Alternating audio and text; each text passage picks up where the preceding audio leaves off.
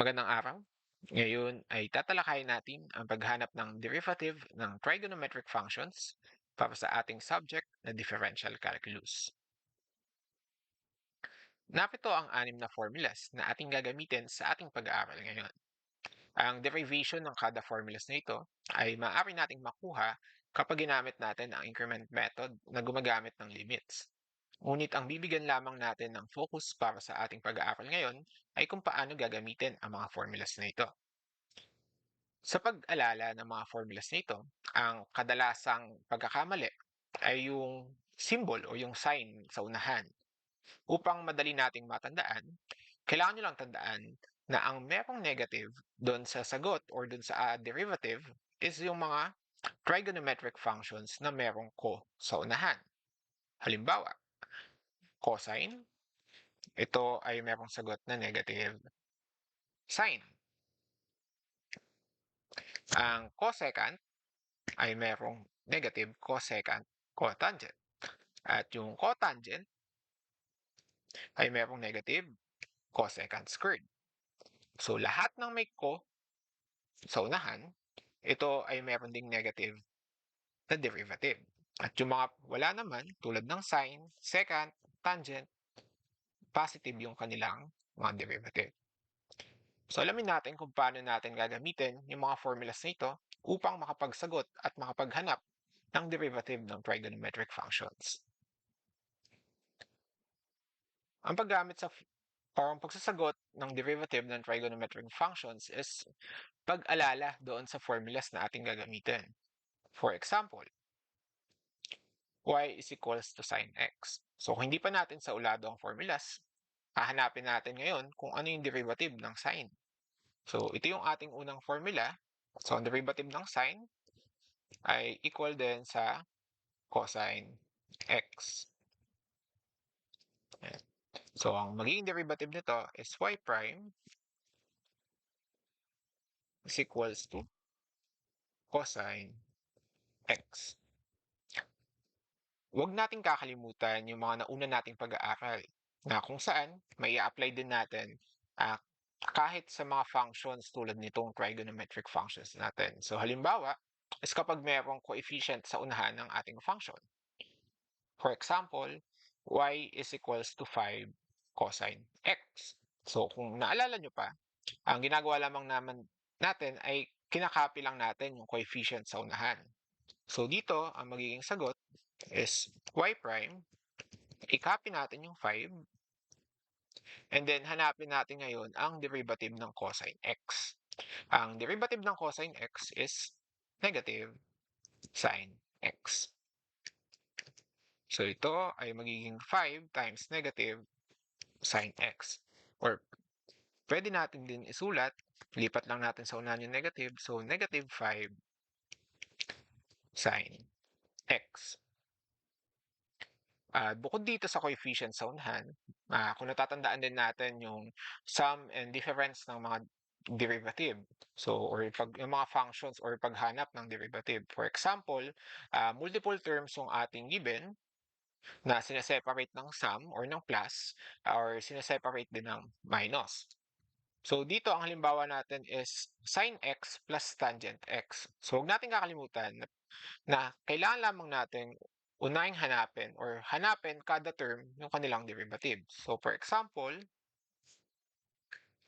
dito hanapin muna natin ang derivative ng sine. So ang derivative ng sine is cosine x. So ilista lang natin. Then i-copy lang natin yung separator nila. So ito ay maaaring maging plus or maging minus sine. So ito ay plus. Then derivative naman ng tangent yung ating hahanapin. So ang derivative ng tangent secant squared x. Sa ganitong halimbawa, kung mapapansin natin, kung meron tayong available na formulas, kinakopy lang naman natin yung kanilang sagot. Kasi hahanapin lang natin kung ano yung given na trigonometric functions at hahanapin lang natin yung equivalent na derivative ng trigonometric functions na ito. Pero alam naman natin na ang kadalasang mga problems ay hindi naman basta-basta x ang ating mga given na angle. or yung nasa loob ng parenthesis ng ating trigonometric functions. Alam natin na ito ay maging maaaring isang or ibang functions na merong coefficient, merong mataas na exponent, o di naman kaya ay merong mga radical symbol. Kaya mas maganda kung ang ating magiging formulas na gagamitin ay hindi ito, yung nasa taas natin, at i-modify natin siya ng konti para kahit anong function na nasa loob ng ating parenthesis ay maaari nating masagutan. Ito yung magiging formulas natin na mas magandang tandaan. Kung napapansin nyo, ang nadagdag lang naman dito is yung u prime. So instead na x, ginawa kong u yung ating angle or yung nasa loob ng parenthesis ng trigonometric function. Ang u na ito ay isang function ng x, or in terms of x, parang ibig sabihin nito, for example, ang given natin kanina, y is equals to sine x.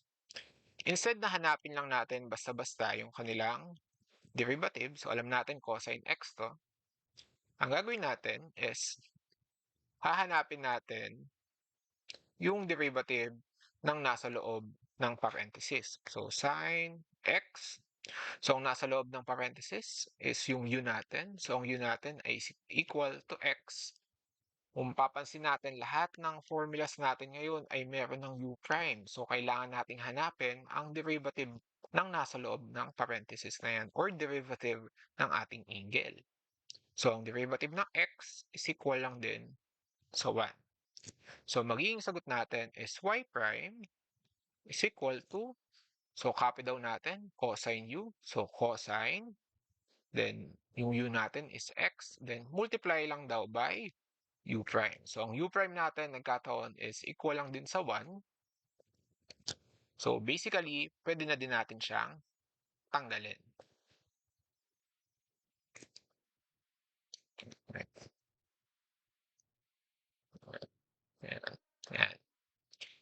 So ginamit natin yung ating ganitong notation ng pagkuha ng derivative ng trigonometric functions upang kahit anuman yung angle na ilagay natin doon sa loob ng ating trig functions ay maaari nating makuha.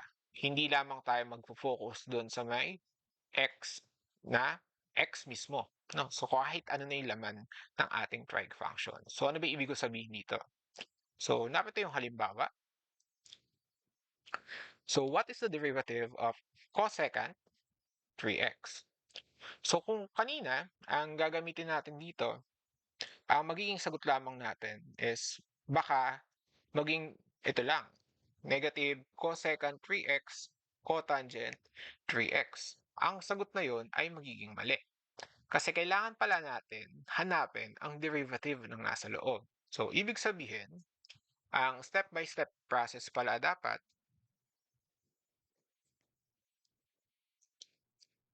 ay alamin natin kung ano muna yung derivative ng nasa loob ng parenthesis natin, or yung ibig sabihin, derivative ng angle. Ayan. So, ang u natin o yung angle is equals to 3x. Then, kailangan nating mahanap yung derivative niya. So, ang derivative ng 3x, so ito ay magiging 3. And then, proceed tayo dun sa paggamit ng formulas. So, ang derivative daw ng cosecant 3x ay equal din sa negative cosecant u. So, copy lang natin. So, negative cosecant u. Ang u natin is 3x. Then, cotangent u. So, cot 3x. Then, multiplied daw by derivative ng u, or u prime. So, ang u prime natin ay equals sa 3. So, ito yung magiging sagot natin. So, let's try another example. So, dito naman, ang magiging or ang hahanapan natin ng derivative is mas malaki ng or mas madaming terms yung ating angle. So, ang unang step talaga ay kinukuha natin dapat ang derivative ng nasa loob. Pero eventually, kapag mas sanay na kayo sa pagkuha ng derivative, maaari nating idiretso agad doon sa mismong formula. So ito, bukod sa ang derivative natin ay ang angle pala natin sa loob ay multiple terms, meron din tayong coefficient na 5 dito sa unahan. So ang gagawin natin, so tulad ng ginawa natin kanina, so diretso ko na siguro sa formula. So meron tayong y prime. So kapag may coefficient, laging tatandaan, copy lang natin yan sa unahan. Then proceed tayo sa pagkuha ng derivative nitong ating trigonometric function. So ang derivative daw ng cotangent is negative cosecant squared u. So copy lang natin yon, negative cosecant squared. Then yung u natin is yung ating angle sa loob, x over 5 plus x squared. Then wag natin daw kakalimutan ang derivative ng u or ng u or ng ating angle or yung nasa loob ng parenthesis natin. So, ang nasa loob ng parenthesis natin is x over 5 plus x squared. So, ano ba yung derivative niyan? So, ang derivative ng x over 5, so ito din ay pwede nyo i-write as 1/5 x. So, ang derivative nito is 1/5 lang. Then, ang derivative naman ng x squared ay equal din saan? Ito din ay equal sa 2x. So, ito na yung magiging sagot natin. So, kung gusto pa natin siyang mas i-simplify, pwede ko ding i-distribute yung 5 dito sa ating term na naka-parenthesis. So, y prime is equals to, bukod doon, meron pala tayong negative sign sa unahan. So, negative, then 5 times 1/5. So, 5 times 1/5 equal lang din yan sa 1. Then, 5 times 2x equal lang din yan sa 10x times cosecant squared x over 5 plus x squared. Although yung ating original na sagot na to ay tama naman na. So mas maganda lang siguro kung mas maikli or kapag nagdi-distribute tayo upang mas malinaw yung ating sagot. At mas maganda din kung ganitong klaseng given, laging nasa huli yung mismong trigonometric function at wala nang kasunod na algebraic function. So, rewrite ko lang kasi medyo magulo. So, y prime is equals to negative parenthesis 1 plus 10x, then cosecant squared, then yung angle natin na x over 5 plus x squared. So, bukod dito sa mga ganitong klaseng problems or yung angle natin ay ganito, maaari din ang angle natin ay maging isang radical sign.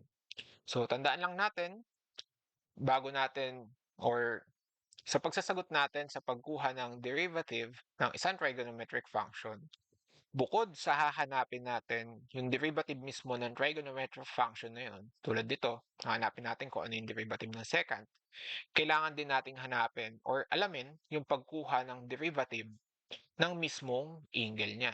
So, ang trig function natin is secant, ang angle natin is yung square root of x. So, dito siguro, kung natatandaan nyo pa, ang square root of x ay equal din sa x raised to 1/2. So, ito ay maaaring gamitan ng power rule. So, copy lang natin yung 1/2, then x, then 1/2 minus 1 is negative 1/2. So, u prime pala to.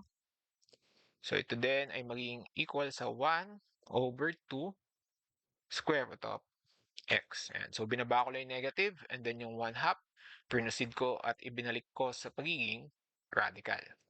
So, ngayon, proceed tayo sa paghanap ng derivative ng second function natin. So, ito ay y prime. So, ang ating derivative ng second, itong secant u times tangent u. So, sectan. Yan. So, ulit. So, secant. Then, ano yung u natin? Ang u natin ay square root of x times tangent square root of x, then multiply lang daw by 1/2 square root of x. So, tatandaan natin, yung mga angle na to, part siya ng mismong function or part siya ng mismong trigonometric function. So, yung iba lang kasi, baka mamaya ma-cancel natin tong square root of x. Hindi yun pwede kasi itong square root of x ay part ng mismong trigonometric function. So, ayusin ko lang yung ating sagot. So, unahin natin. So, pwede nating mas paikliin ng konti. So, second, square root of x. Wait lang. So, ayan, ayusin natin. So, second, parenthesis, square root of x, yan yung angle. Then, tangent, yung angle natin, square root of x. Then, ibababa ko lang yung 2, square root of x. So, wala dapat tayo makikita ang magka-cancel ng square root of x na yan, ha? So, dahil iyan ay hindi square root of x na function na pwedeng i-cancel dahil ito ay part or yung angle ng trig function mismo. So, magsagot pa tayo ng ilang problem na mas mahirap ng konti. Yan. So, narito yung isang halimbawa na kung saan gagamit tayo ng chain rule. So, normally pala, kapag yung ating trigonometric function ay may exponent, ito din ay pwede nating i-express sa ganitong form. So, ang given natin is sine raised to 10, then x. Ito din ay may ibig sabihin na sine x. Yan. Then, yung buong function na to ay nakamultiply sa exponent na 10. So, kadalasan lang inuuna siya before the angle. Pero pwede rin natin siyang express sa ganitong form. So, yung buong sine x naka-raise siya sa 10. So, ngayon, kung natatandaan pa natin yung chain rule, yun yung ating gagamitin. So, ang chain rule natin, kapag meron daw tayong function of x, in this case is yung sine, so copy lang daw natin yung exponent ng function na yon or ng sine x. So, copy natin, then mag-minus 1 tayo dun sa ating function, and then proceed tayo sa paghanap ng derivative ng nasa may or ng function natin. So, dito para hindi malito, ang ginawa ko is ginawa ko muna ng letter W. No? So, ang magiging letter W natin dito is yung function mismo. So, ang function natin is yung trig function na sine x. Then, ang kailangan natin is yung W prime. So, ano ba yung derivative ng ating sine x? So, derivative ng sine x is cosine x or cosine x, and then multiply natin sa derivative sa u prime or yung derivative ng nasa loob ng parenthesis. So, ang derivative natin ng angle, so ang derivative na x, yun ay equal din sa 1. Kaya pwede na din natin siyang hindi isulat kung tutusin. Ngayon, tayo ay mag-proceed doon sa paghanap ng derivative ng sine raised to 10x. So, y prime, so ang derivative daw natin, so ulitin, kapag nag-chain rule tayo, copy the exponent, copy the function, sine x, then yung original exponent natin na 10, ma-minusan natin ng 1. So ito yung magiging 9. And then, imumultiply down natin sa derivative ng function natin or ng w natin dito in this case. So, ang derivative natin is cosine x. So, ito na yung magiging sagot natin.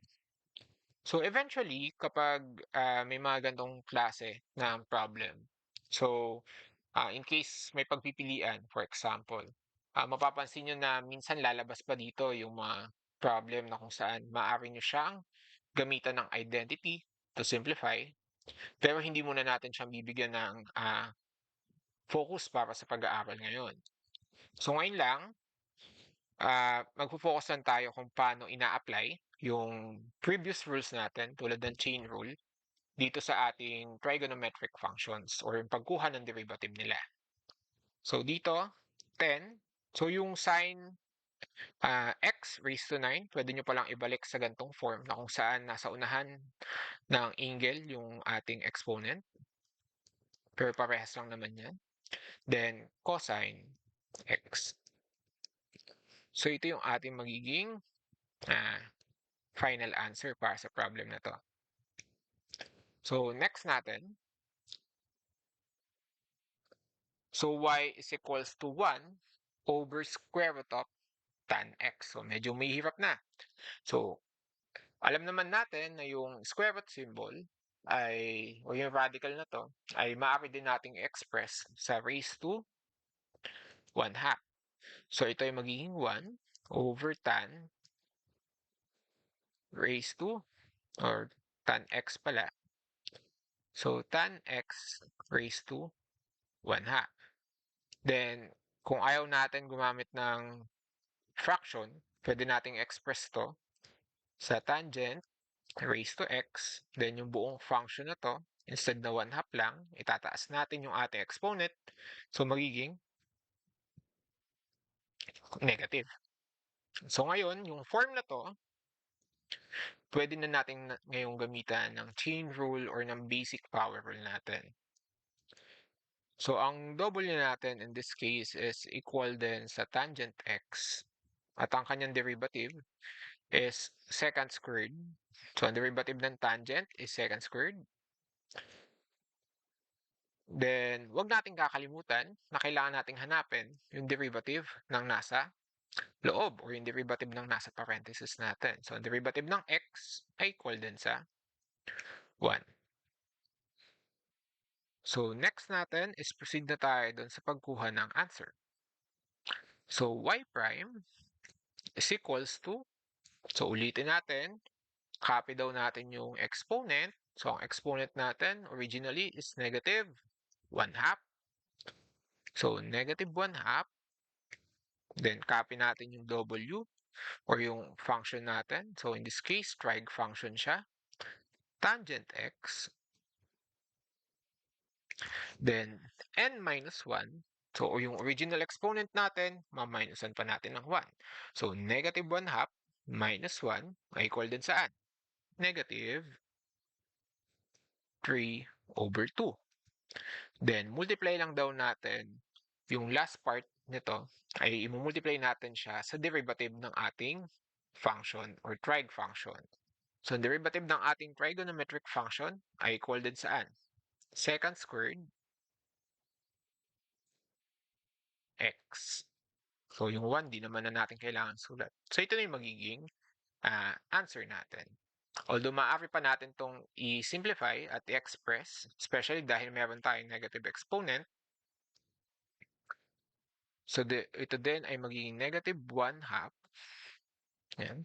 So, alam naman natin, para mawala yung pagka-negative niya, bababa natin. So, ito yung magiging tangent x raised to 3 halves, yung denominator. Pero alam naman natin dahil ito ay 1 half or meron siyang fractional exponent, pwede natin siyang express sa radical. So, maaari yung balikan yung lessons natin, pero ito din ay magiging equal sa tangent, square root of tangent cube x. Then, yung secant squared x natin dito sa dulo, pwede na natin siyang ilagay dito sa taas. So, ito yung magiging answer natin. So, ngayon, kung gusto niyo siyang i-simplify pa, in case mayroong ma-cancel na trig functions, so mas maganda. Pero for the meantime, ito na yung magiging sagot natin. So, ito yung mga ilan sa mga functions na pwede nating sagutan. Pero, syempre, meron pang mas mahirap dito na kung saan maaari pala tayong maglagay ng angle na isa ding trigonometric function. At bukod doon, pwede pa natin silang lagyan ng higher exponent. So let's try to solve this problem. So sine, ang angle natin is tangent x raised to 4. So ito yung ating magiging given. So ang gagawin natin, so tulad ng ginagawa natin kanina, inaalam natin yung derivative ng nasa loob ng parenthesis. Kaya lang in this case, ang nasa loob ng parenthesis mismo is yung buong trigonometric function. So, ibig sabihin, u is equals to tangent x raised to 4. So, ano yung magiging derivative nito?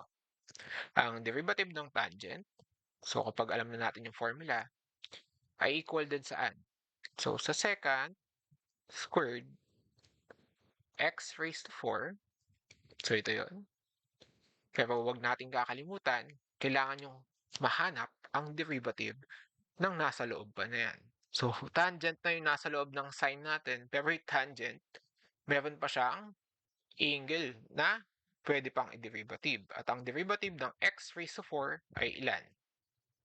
Ito ay equal din sa 4x cubed. So, ito na yung magiging derivative pa lang to ng angle or derivative pa lang ng tangent. So, ang original answer natin, so y prime, ang derivative pala ng sine ay equal din saan? Equal sa cosine u. So, ang u natin dito is yung tangent x raised to 4. So, ito na yung cosine u natin. Then, multiplied by the derivative of our angle. So, our angle is tangent x raised to 4, and the derivative of that is equal to secant squared x raised to 4 times 4x cubed. So, this will be the answer. But, of course, mali pala itong part na to. Ito pala ay tangent. Ay, hindi, tama lang pala. So, nalilito na ako. And so, x raised to 4. And times 4x cubed. Sorry.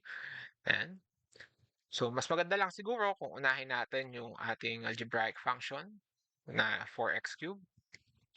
Then, yung mas simple sigurong trigonometric function, itong secant squared. Dahil ang nasa angle niya ay isa lang na algebraic function. So, secant squared, x raised to 4. And then, last natin, yung trigonometric function na merong lamang trigonometric function din. So, ito na yung magiging final answer natin. Yan. So, medyo mas nakakalito na. So, wala naman tayong pwedeng gawin para hindi mas nakakalito to, kundi mag-practice lang talaga. So, yung iba, kapag medyo mas nasanay na, hindi na kailangang ilista tong derivative ng nasa loob, hindi na nililista angle, hindi na kinukuha yung derivative ng nasa loob ng separately, kundi directly na dun sa pag-answer niya. Pero in case lang at para hindi natin malimutan, so hindi naman siguro masama or kung hindi naman tayo nagmamadali, na ilista natin yung angle, especially kung yung angle natin ay medyo complicated or isa ding trigonometric function in this case. Para kapag kinuha natin yung derivative niya at nilista natin dito sa original formula, hindi tayo masyadong malilito. At para sa last example dito sa trigonometric functions na merong chain rule. So, ito, meron tayong trigonometric function na may trigonometric function na angle, na kung saan yung trigonometric function na angle na yon ay meron ding trigonometric function pa na sagot. At bukod doon, meron pa tayong mataas na exponent. Actually, pag ni-write natin to, so siguro dito sa taas, kasi may space pa naman, ito din ay equal sa cosine, sine, secant, nasa loob ng sine, then ang nasa loob ng secant ay x squared, so sobrang haba. Teka, kulang ba yung parenthesis natin? Wait lang. Ayan, so sakto lang. Then yung buong part na to ay naka-raise pa sa 7. So, alam naman natin itong part natin na to. So, gagamitan natin ng chain rule dahil meron tayong ganitong exponent. Ayan. So, basically, kakapin nyo yung 7, then Copy din 'tong buong function na 'to, then ma-minusan natin ng 1, so magiging 6 times W prime. So ang W prime is yung nasa loob or yung derivative ng function na 'to. So ano ba yung magiging derivative ng function na 'yan? At iyon yung aalamin natin. So ang haba. So dito na lang natin siguro lista. Dito tayo mag-start. So ang W natin, so gagamit na lang ako ng letter na ganito, is cosine. Then ang kanyang angle is sine. Then ang angle ng sine is secant. Then ang angle ng secant is x squared. Haba na masyado. So ano yung magiging derivative natin? So alam naman natin, so didiretso natin medyo ulit-ulitin nyo na lang kung medyo mabilis or kung medyo nakakalito. So ang derivative ng function na cosine ay equal din saan?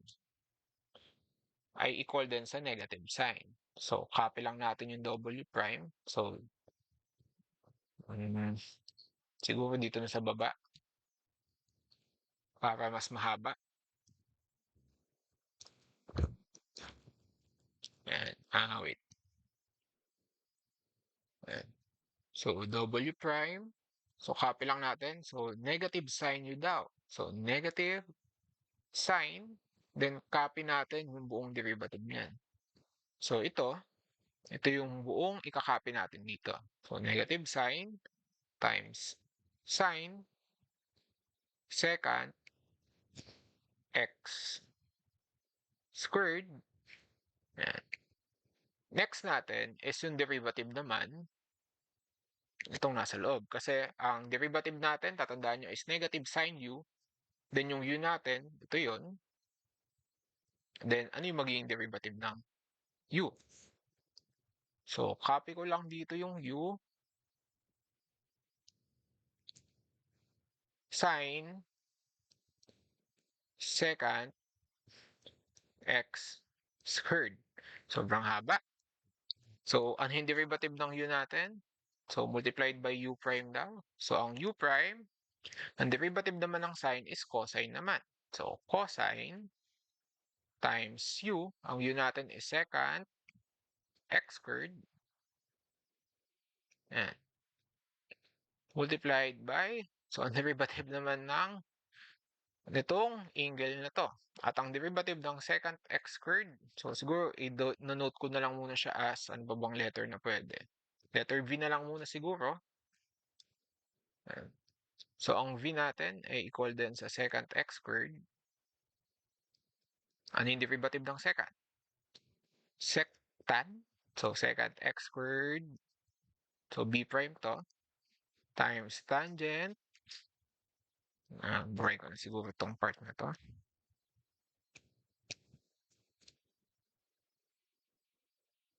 Ayan. So secant x squared tangent x squared. So ito yon, sec u tan u. Then ang kailangan daw natin dito is yung derivative ng ating angle. So ano ba yung derivative ng x squared? 2x. Then ito yung part ng b prime natin.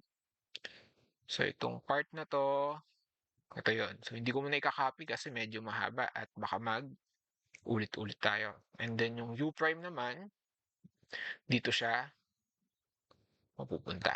Ayan. So copy natin ngayon.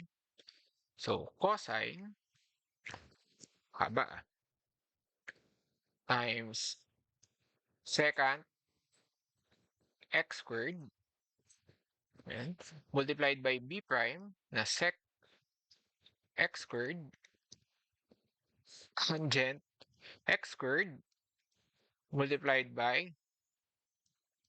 2x. Ayan. So, tama ba? Ayan. So, medyo nalilito na din ako kasi sobrang haba ng function. So, pag ganito binigay sa exam sa inyo, medyo sobrang nakakalito na.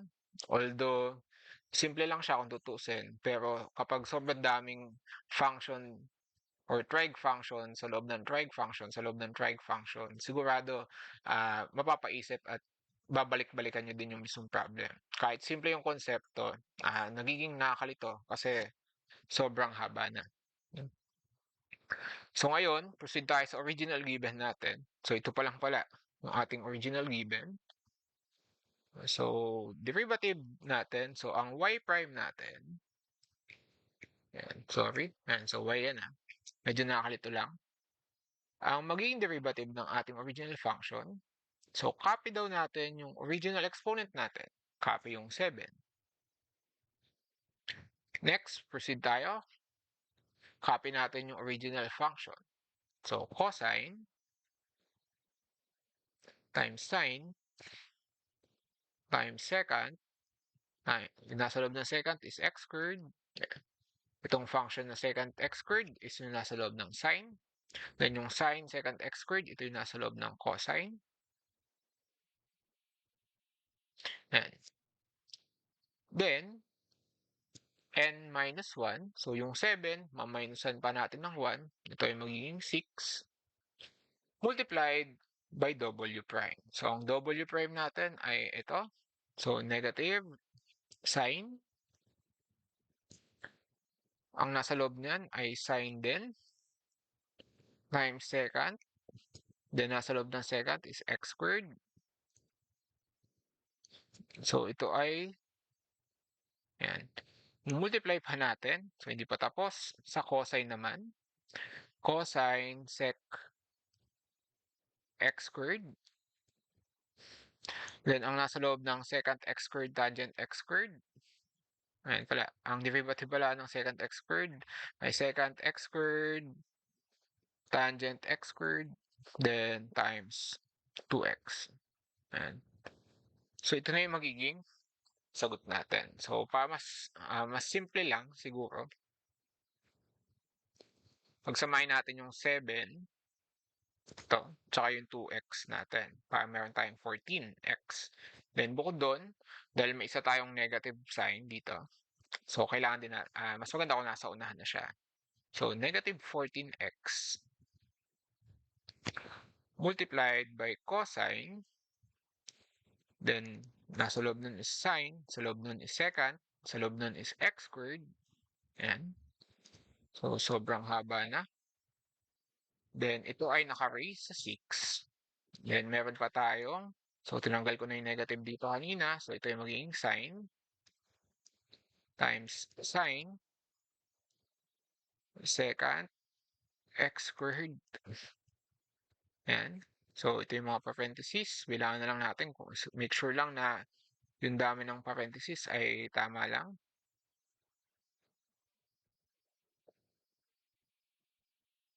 Ayan. So tama naman. Ayan. Isa pa. Then times cosine secant x squared. Then multiply natin sa secant x squared. Then tangent x squared. Ayan. So siguro naman hindi bihirang-bihira yung mga ganitong problem, especially sa mga assessment. So more on ang tinitignan kasi dito is kung hindi kung alam mo yung formula, kundi yung pagiging detail oriented at kung tama ba yung mga pag kuha ng ating mga derivative. So sa ganito kasi kapag ganito yung given natin, so hindi siya basta-basta sasagutan. Although yung ating problem is kung tutusin, kayang-kaya at medyo simple lang yung konsepto. Pero ang kailangan hindi hindi yung application yung nate-test, kundi yung mismong pagiging ah, detailed oriented or meticulous dun sa pagkuha ng sagot. Kasi kung tutusin, actually pag may kulang na parenthesis, maaring magbago yung buong sagot, 'di ba? So for example, nagkulang ng bracket, ng parentheses, so hindi na-distribute mabuti. Kung tutusin, may mga times na mamamali talaga yung sagot natin. Kaya yung mga ganitong problem, hangga't maaari kung isa lang yung ganito, ihulon nyo na. Kasi mahaba yung magiging pagtalakay dito. Pero ito yung ating problem. And so kung hindi masyado naintindihan, mas maganda kung balik-balikan na lang or sagutan ulit gamit yung original given at i-check kung parehas ba yung ating makukuha. So itutuloy natin ang pagtalakay sa mga susunod pa nating pag-aaral.